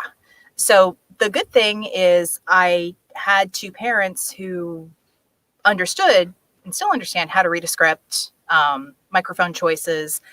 My dad and I were comparing notes on booth versus buying a whisper room versus all these other things.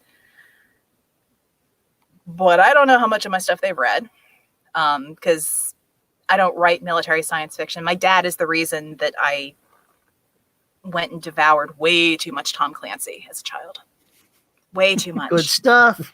That's why I went to ocean engineering. I read Clear and Present Danger and went, ooh, I want to build those things that blow shit up. Wow. My most embarrassing moment when I was writing erotica is when I found out that my wife had shared one of my lesbian erotica stories with her aunt. And I'm like, what? What? Wow. And I was like, oh, okay.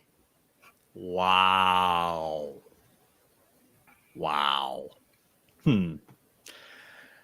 There are some things I've written. One of the things that V narrated, as a matter of fact, for the Patreon crew that get a little more spicy than I really want to imagine my mother reading or listening to. And even when writing those things, I used to think about that I had to worry about that kind of thing, but you have to kind of get over it and do what serves the story. So that's why I kind of agree with what John Irving said. I don't consider that when I'm writing it. See, there's that. And then I have the added bit of, are my kids ever going to find this? Yeah, that would be the other problem. My children already know that I'm weird. They know that I'm weird. But I'd be slightly concerned if they found it or if their friends found it. Dude, is this your mom? And they didn't know about it? Yeah. Your mom narrates what? what were you, Mom? Oh my gosh, no, dude, no. Yeah. I'm just imagining the day when one of the kids goes on, hey, Mrs. Giguere, I've listened to such and such narration. You're like, oh, shit. I had some students when I worked at the university, and actually they were like, so what do you narrate? And I decided, I told them a couple of things, but then I was like, you know what? You need to listen to something one of the kids was a real jerk. I was like, okay, how do I scare this kid without, being responsible for it? Because they're over 18. I was like, so you need to find something called The Street. It's like, what? It's like, here's the URL. Go listen to this. And on a Friday, comes back on Monday. This is the kid was the only one I've ever lost my temper with after 12 years of working in academia, and I just blew up at the kid and went into my office and then cried because I blew up at the kid. Asshole. Comes back on Monday, he goes, The Street, right? I'm like, yeah, Paul Cooley. It's like, that is some seriously fucked up shit. You listen to that? It's like, I have an autographed copy of the book. It's like, that's just wrong. Those poor Fraggles. I'm like, well, Ruining America, one child at a time. That's Paul E. Cooley's ruining my childhood. That one deserved to be ruined, as far as I'm concerned. You can use your powers for good or not. Evil. And, I went Katie after the Sackhoff did a movie where she was topless, and she said she had to break the news to her dad, so he didn't chance across it without being aware. I think everybody's got this problem. I think about, movie actors and et cetera, that, that stuff's going to be out there forever and may take a role that shows a little more, has them saying something or playing a character. And it really is kind of something you have to get over. It's a different kind of stage fright. Now, somebody said there are certain things my family's not allowed to read. That's different. That is pen name publication. That's not you writing it. And there's a big differentiation between the two things.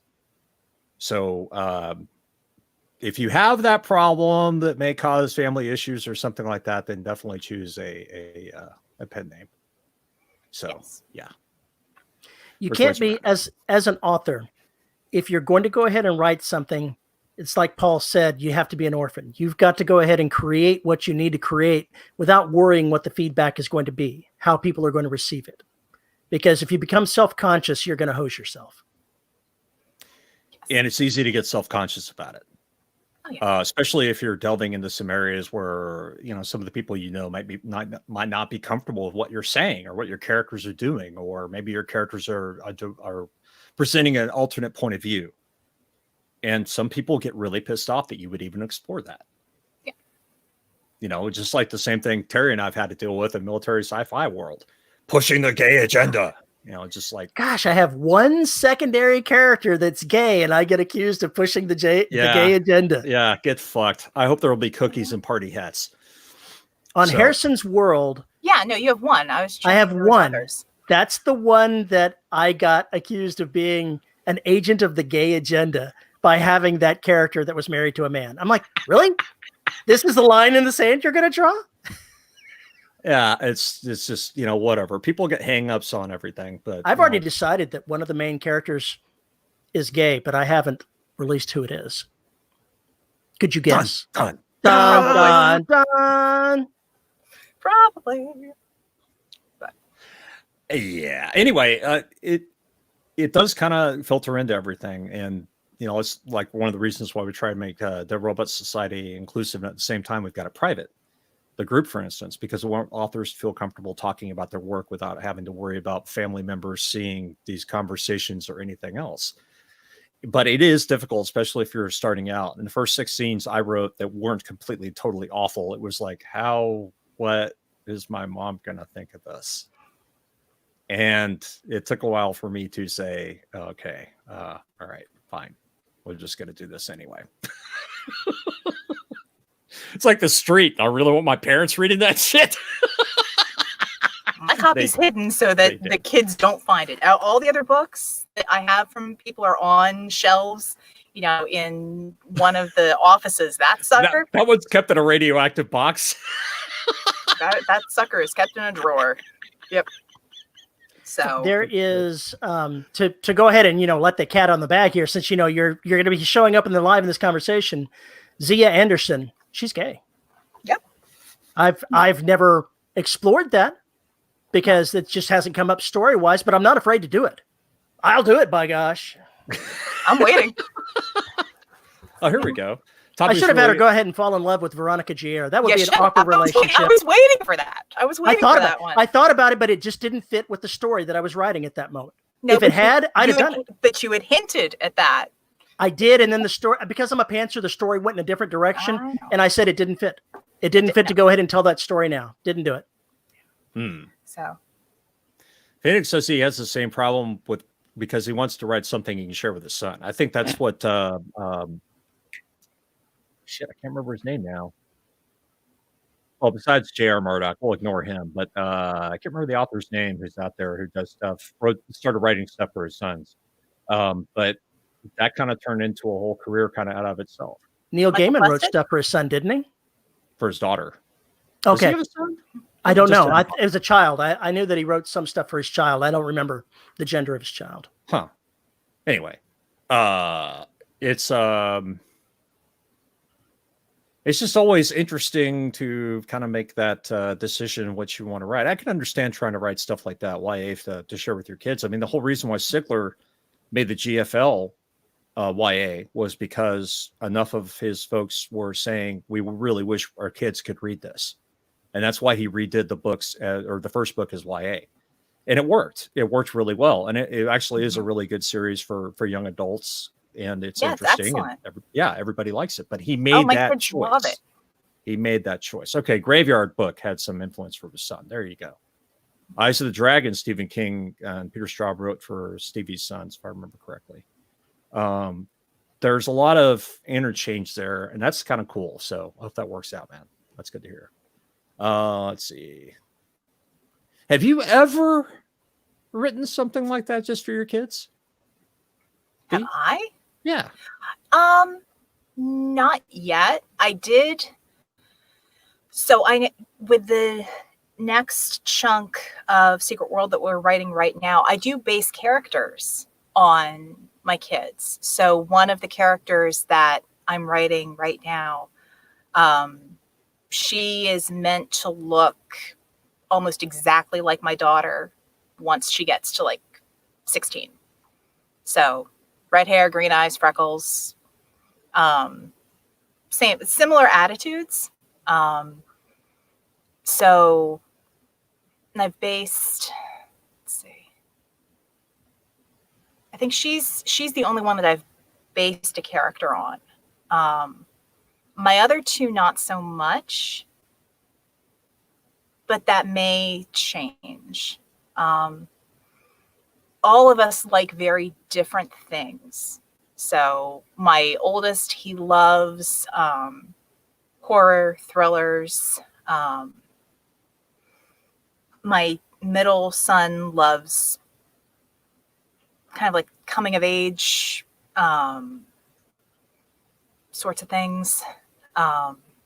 Lots of graphic novels. My daughter loves historical fiction. You can give her anything on like World War II and she's all over it. Like Russian soldiers in World War II. And these are all, YA books. So they're written at that level, but that's what she genuinely enjoys. So a lot of the stuff that I write, not quite what they're going to read. So as a bonus one, nobody's fighting over the same books in the house. So I might try it, but not yet. All right. I can't believe JR said this. I can't believe he said this. More soulless gingers. I'm outnumbered. I got 3 of them in the house. I just have to stock up on sunscreen. A lot of sunscreen. Holy shit.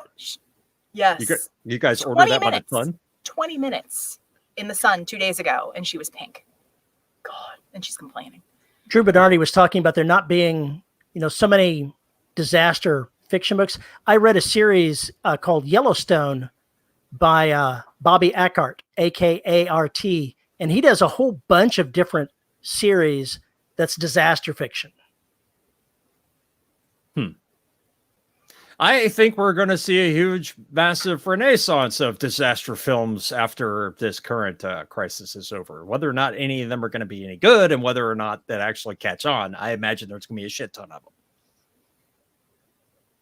I bet you're going to just find a lot of, you have disaster, but also a lot of like just feel good Hallmarky sort of books. Because I don't write those. You don't write those. No, I don't write those either. But people may, if you're going to write to market, they're going to write for stuff that people, can indulge in and enjoy and, kick back with the coffee or hot chocolate or wine. And, after 9/11, fantasy and sci-fi book sales skyrocketed along with horror and all the other darker genres, which is really kind of antithetical to how you would think about it. But it's almost like people were so looking for an escape that they would grab pretty much anything to find a safe space, so to speak, for the brain. And I think we're going to see that again. But it's interesting what you say about the Hallmark stuff, because we don't know how long this thing's going to be out. We don't know how long TV production is going to be out, how many series are going to be delayed, etc. So that means a lot of the comedy series that you kind of watched or whatever are gone. They're not coming back anytime soon necessarily. So it is one of those deals where I think people are going to try and find, when they run out of Netflix, they're going to turn to books. World is too close to fiction. Oh. No. I watched the Happy Time Murders for us, Paul. And? It was amusing. It's kind of like Avenue Q and everything else. I don't think I could never really see the street happening because Disney would never allow that out of the house ever. And I would have to change so many things to disassociate it from Sesame Street that it just doesn't interest me at all. Yeah, the association is what makes it. Yeah, the association and what has happened to these characters is paramount. And if you don't have that information and there's no way to convey it for what they were in the show, it wrecks it for me. And that's why it was so fun to write. It was Paul doing Godzilla to his childhood, just stomping on every goddamn thing he possibly thinks of go Godzilla to make a point. And it was fun. It was just irreverent. It was crazy. It was horrible and awful. And you sick people loved it. But that's why I think that it came out as well as it did, because I was trashing something that I really love. Sounds awful, but it's true. No, it's true. If you have a setting that you love and you're able to play with it and mock it, all the better for it. Ah, yes. Oh God, that's so terrible. With bonus coloring pages inside. It's part of the Henson Group, though. Don't they own the rights to all that? Henson Group owns Sesame Street. Disney owns the Muppets. There is some crossover, but I think in crossover, Disney wins and not Henson. I think Disney owns the rights. Can I strip the street? They certainly own the lawyers.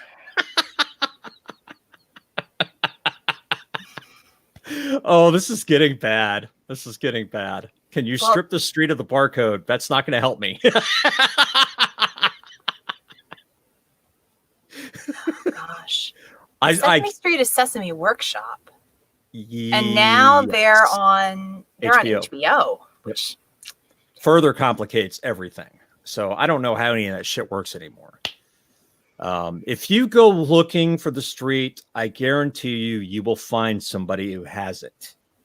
The ebook or the audiobook version. I do not make any of those available. If you have them, great, wonderful.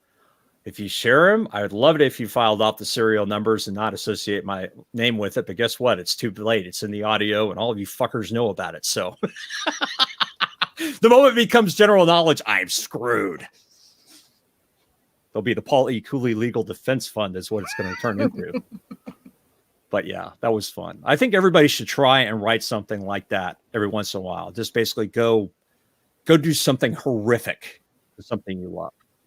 Horrific fan fiction? Yes. Yeah, horrific fan fiction is something you love because there's a certain element of catharsis in that. But it really, just going through that process made me reflect on how much I missed for those characters, what I learned from them, and everything else when I was growing up. So if you can find something like that you don't have to savage it, but celebrate it, man, do it. Because it's a hell of a fun experience. It's a lot of fun. Anyway. Wow. Well, I shut down my store, so you can't really even think about getting it. Maybe, if you get him drunk at a convention, maybe some magic can happen. I have 26 paperbacks left. And when I was selling bundles, I would include one every now and then, depending on who it was. Just buy. But Paul says he doesn't do happy endings, but we all know that's not true. Huh? I was making a massage reference. It's very, very tongue-in-cheek. Just never mind. Just Move checking. Move along. Nothing to see here. Move along. I don't know, V, have you ever stomped on something? Have I? Yeah. My first writing and website, I actually ran a Sailor Moon fan fiction website for several years. And the first honest to goodness, like voiceover stuff, I recorded a voice pack for a co-author / message board gamer friend. I recorded an entire voice pack for Baldur's Gate 2 in the voice of one of the fan fiction characters. Wow. Yeah. I actually wrote a full trilogy for this character. And the thing is, the characters that I wrote in that fan fiction, one of them evolved into the character I have in the story Broken that I co-wrote with Sarah Johnson and published it in 2015. I know I podcasted it. And then some of the tech that I evolved through that is actually in my current work in progress. And yeah, there are aspects of it that I pulled out into other characters, but mostly it was learning how to write and learning how to write dialogue. But yeah, I had drawings for it. I had people doing fan art for it. I had friends like draw stuff up and color it in and send it to me. I have those in a file cabinet because if you draw characters that I write, I am the happiest person ever because I can't draw for shit. Seriously, fan art. I'm like, oh, shiny, I need that. What's the weirdest thing? Not just fan art, but what's the most touching thing that you never expected to receive that was related to your work? The first con that I went to Dragon Con. That was my first con. Go big or go home. In 2010. And that was when I met my Secret World co-authors. And we had a panel. We wound up doing a live reading. Translated, I wound up reading for the first time in a room, like standing room only, 150 people who were mostly there to see Misty, and I was just there because I had narrated stuff. And I wound up reading it, and the panel ended. We walked outside, and there were these 3 young women about my age, and they gave me this little like Celtic blessings coin as a thank you. And it was just the strangest but most touching things. I'd never gotten anything before, and I'd never been acknowledged for anything. I was like, I'm just doing this for fun. What the heck? So I have it. I kept it. It's still on my desk on the other side of the booth. And then that's probably the strangest and coolest thing. I'm going to reach up to the shelf here. Excuse me. I'm going to reach up to the shelf here and grab the strangest, the most unexpected thing I've ever gotten as an author here. Oh God, this can't be good. I will tell you the other cool one was there's a series a story I narrated as a podcast, never got to print, made it to the Parsecs as a finalist. And somebody drew the main character solely based off of my narration. And I've yet to. This is a brick. My That God. is so Someone cool. painted a book cover, not just a cover, the entire book. It's a paving stone. On Oh a paving gosh. stone and sent it to me. That's awesome. And I was like, Positive what? brick in the mailbox. That is so cool. Ah, Let's see if we can get it in here. I remember that. I was there when they gave that to you, Paul. Yeah. Yeah, that was pretty cool. So got stuff like that. And of course, all the possum crappy people keep sending me. Well, yeah. I've received beer. I've received alcohol. I've walked out of panels and have people stuff Jack Daniels into my backpack. It's weird. You never know what the hell's going to happen, but it's kind of fun when people who enjoy your work find you and find you at a con and decide to do strange things. Oh, this is an interesting question. Everyone has some kind of game background. Where do you stand with the games versus books argument? Oh, dude, There's I a wouldn't have a difference? career if it wasn't for a game. There's an argument? How is there an argument? I guess that's my question. I don't see the fight. RPGs are just RPGs based on existing properties are essentially fanfic, in my humble opinion. Essentially, it becomes fanfic, but it's also expansion of the universe, right? It's basically making it so other people can play in that space. I don't have a problem with that if somebody does that in the universe. I don't see it being competitors. I think they work in symbiosis. Somebody said, just remember that you make your fan fiction bad enough, you can always change the names and become a best-selling author. True. Well, yeah, that's never happened. Sparkly vampires, here we come. Hey, Secret World Chronicles started out as City of Heroes fanfic. Exactly. That was kind And of then we filed off the serial numbers and changed the setting and extrapolated it all out. And as I know at least there's one fan fiction podcast for Secret World, but I don't listen to it. I don't read it because you don't want like weird crossover stuff. So I just go, hey, there's a fanfic podcast for stuff that started on fanfic. Cool. how meta. How meta of you. Yeah. So parents don't tend. I think it depends on the type of game.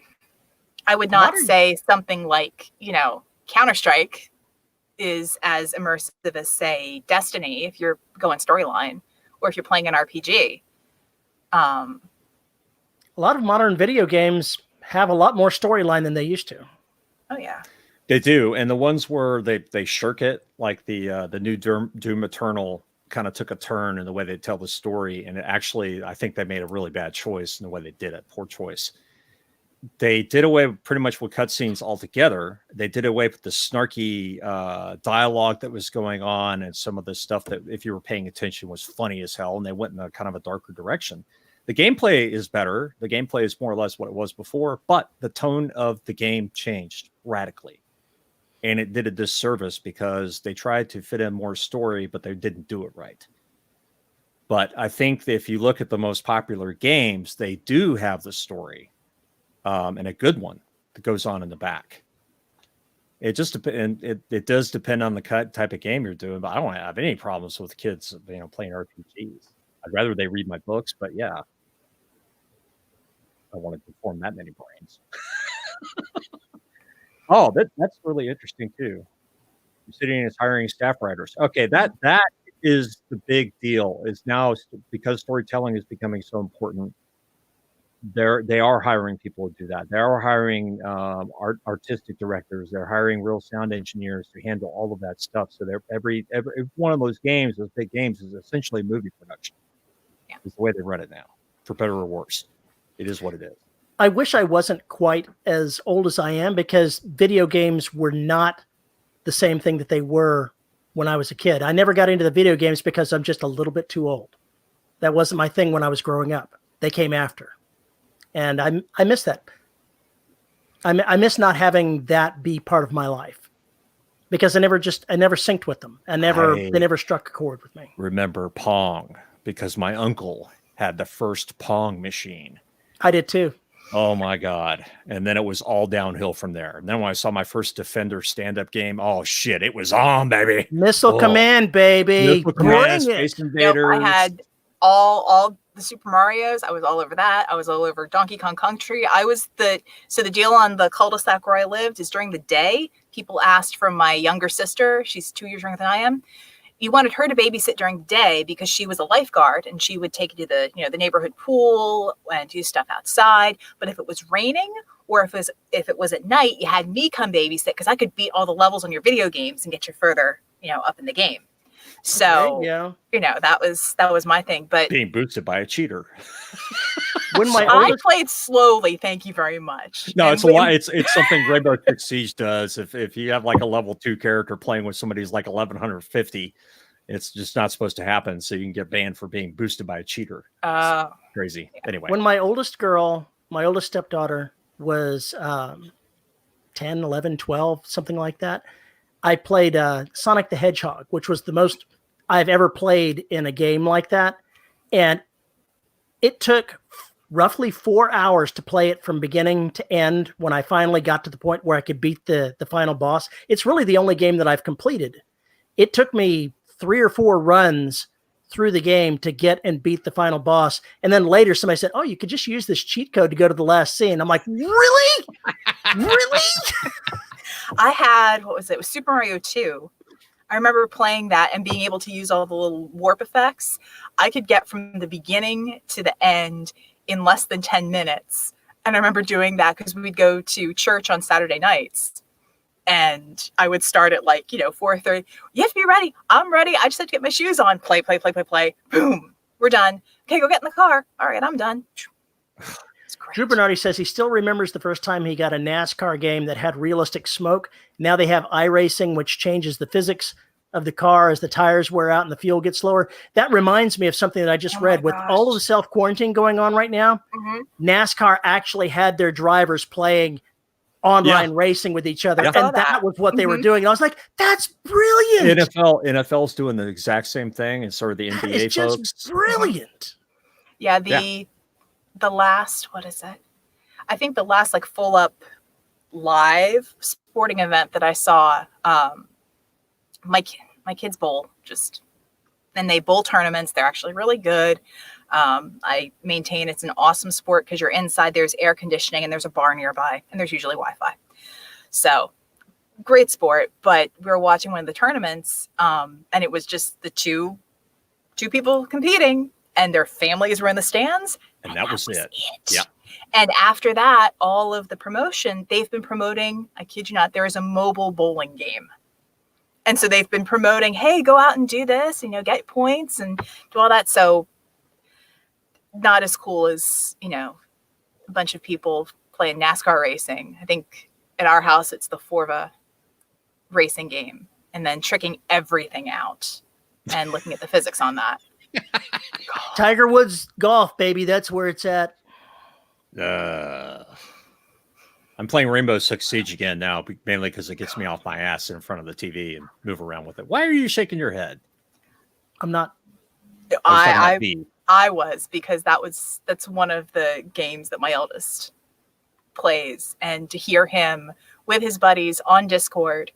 I was actually the mom he went, so Mom, I'm going to just have dinner, but then I got to get up because one of my buddies said he needs me for a raid in Destiny. And me understanding went, oh, sure. No problem. Do what you have to do. And just because in our house, if you have a raid planned, yes, as long as you get your chores done, go and keep your voice down. Your sister's trying to sleep. I've found a City of Heroes server since that's being run on some smaller the Homecoming servers and whatnot, doing that because there's storytelling and there's gaming and there's still enough storytelling in there. I can enjoy it. The last thing I remember playing is my wife likes playing a game called Crazy Taxi. And it's just as nuts as it sounds. It's just crazy things happening. It's like the Simpsons Hit and Run or whatever it was that was so Like that. ridiculous, man. My wife got me a PS2. I came back from Scotland from a disastrous trip for Schlumberger, and that was waiting for me with a brand new PS2 and Simpsons Hit and Run. And my ex-roommate from college came in the same day. And then after I got through sleep, we started playing that, and that was the end. For like 3 days straight, we were playing Simpsons Hit and Run because it was so damn funny. It was just so ridiculous. And those are good interactive experiences to share with somebody. Those were fun. Yeah, I think we played. So my husband and I will constantly play through games. So we wound up getting Diablo 3, playing through that, which is always interesting, having two people in separate rooms of the house on a chat server talking. So then you're not yelling at each other. Trash talking each other. No, it's collaborative team play. And then we tried to get our oldest to play with us, but of course he's got all the time in the world. He's already leveled his character all the way up and has unlocked all these things. And the two of us, in appropriate, annoyed parent speak, are like, "Will you stop running off the map? Stop it! Stop it! Don't do. I am not healing. If you fall, I'm not picking your ass up. You're gonna lay there. You can walk your way back." Yeah. On more than once, I've walked past and he's been gaming. He's like, yelling at the healer. I have walked up. So, don't you dare yell at your healer. I have played more support characters than you can possibly count. Don't you ever yell at your healer. Stop being a stupid tank. So. Or you're not a tank. Stop trying to be one. I think that there's some portal fiction right there that you could go ahead and write a portal fiction story where you take a gaming family into a fantasy world. I think that would be funny. Get the lecture. You know what? Probably. There's your lit RPG book, Terry, right there. That's not lit RPG. That's portal fiction. There's a difference. Oh, that's what it's called. Portal fiction. Portal fiction, where you take somebody from this world and you put them in another world. They've gone through a portal. So it's portal fiction. It's actually a thing. You know more about these little esoteric circles than I do. I've 4 decades worth of gaming, and I've read a lot of books that cover that sort of thing over the years. I do know a few things about it. Yes. Oh, retro. Well, guys, there's a difference between lit RPG and game lit. That's how picky they can get. Glass cannons shouldn't throw stones. Not even going to ask. We've been at this for more than 2 hours, so we should probably cut it off here so people can do things like go eat. What? Food? Yeah, food. There's still food in the apocalypse. Don't worry about it. There's still food. We'll make more. I have neighbors. You're gonna try out that Terry's got a second freezer, man. I'll just take down the good stuff, and all he does is he just waits for the guy with the weed whacker to come by and just goes out and kills him and stuffs him in the freezer. Pretty much, yeah. Don't want to waste anything. Yeah, why would you waste anything? All right. Well, this has been fun. Thank you everybody for joining us and putting up with our crazy bullshit. We hope we've alleviated a little bit of your boredom. Yeah, if nothing else, we just increased it. This is what crazy looks like. Yes. Yeah. If you're still watching, my God, you need to get a better life. All right. So, or you're here for Veronica, not us, which we understand completely. Well, we endorse that theory right there. Yep. Well, if you want to support the show and get more crazy, you can find us at patreon.com/DRS podcast, where for as little as $1 a month, you can get access to exclusive shows. Although seems like everything we do is a live show while things are going on. It's an emergency measure. Just deal with it. Yeah. Emergency measure. But if you contribute more at the $10 level and up, you get your name right at the end of every show. So here we go. Our $10 patrons are Andrew Smallwood, Chris Winder, Drew Fiesta, Angry Fiesta, Rodan Bernardi. Dude, you have got to explain this at some point. Isabel Cushy, JD Barker, Nathan Cosby, Rick Shaw, Cheryl Winters, Tony L. Joy, and Veronica Giguere. Who is that person? Is this pay to play, Terry? So familiar. Is this pay to play? No, I think I saw her riding a Ferrari earlier. Yeah, It would be a I Ford don't know. Mustang, please. I have I taste. don't know. We'll have to do this. So yeah, wonderful. More live shows, huh? Well, I think we probably need to do a Patreon only live show at some point, but We do. we need to do another one. Now of you have those. to figure out what we're going to talk about. Yeah, that's a really good question. Well, anyway, Veronica, thank you very much for joining us. It was lovely as always to have you on the Thank you show. very much for having me. You make Terry and I look so good. I try. People will actually tune in if you're on here. That's how that works. So we appreciate it. Oh. Plus, some estrogen is probably a good thing for this show. Anyway, that notwithstanding, folks, thank you very much for joining us. Stay safe, and we will talk to you soon. Bye-bye. Bye.